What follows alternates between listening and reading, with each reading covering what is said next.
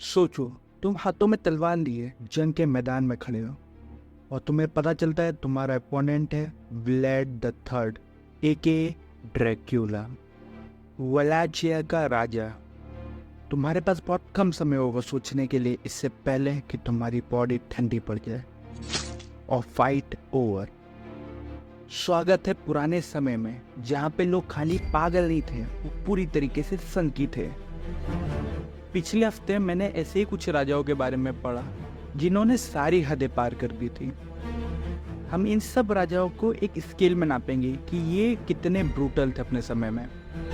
ये स्केल में 3 पार्ट होंगे, पहला नॉर्मल, दूसरा मेंटल और तीसरा साइको। तो शुरुआत हम ऐसे राजा से करेंगे जिसने स्टार्ट एक साइको की तरह किया था।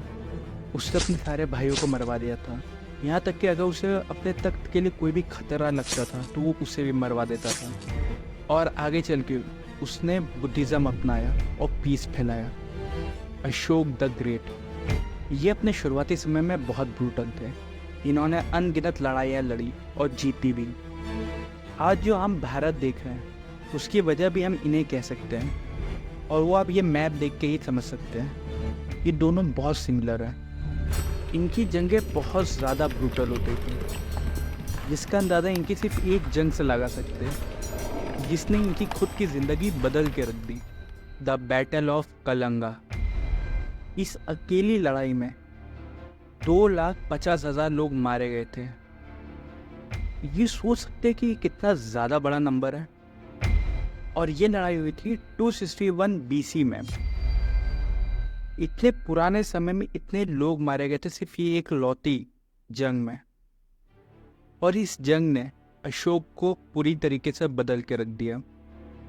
इस जंग के बाद अशोक ने अपने हथियार नीचे रख दिए और बुद्धिज़्म अपना लिया।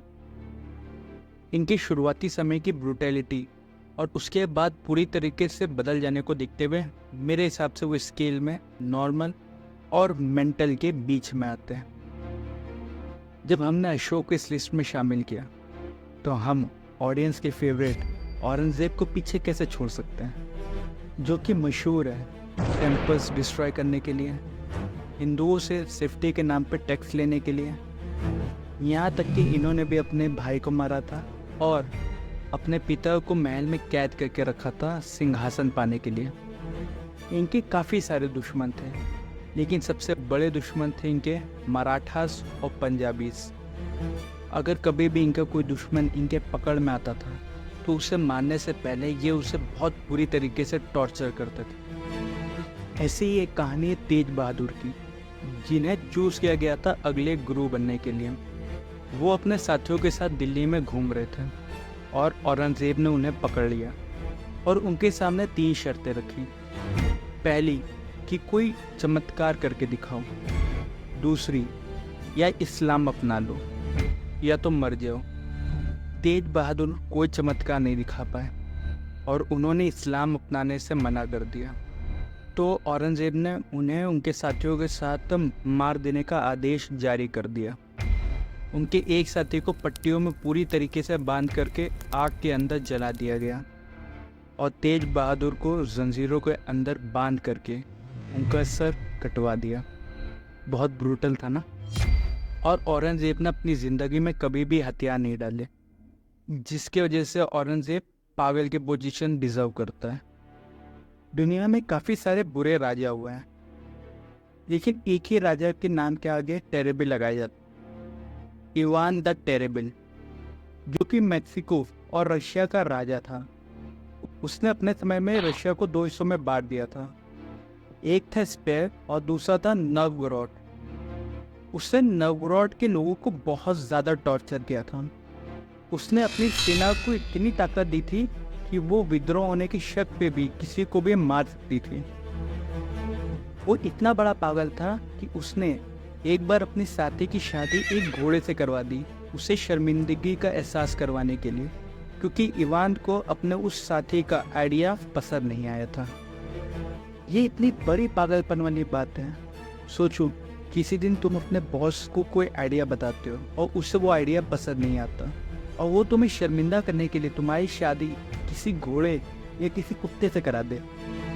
इतना ही नहीं, एक बार इवान ने अपने आर्किटेक्ट को अंधा कर दिया ताकि उसकी बनाई हुई चीज़ को वो दोबारा ना बना सके। इवान बहुत ज़्यादा गुस्से वाला था। उसके गुस्से का अंदाज़ा आप इसी बात से लगा सकते हैं कि उसने गुस्से में अपने बच्चे तक की जान ले ली थी। अगर इवान आज भी जिंदा होता तो मैं उसे थेरेपी और एक लॉलीपॉप देता ताकि वो खुश रहे।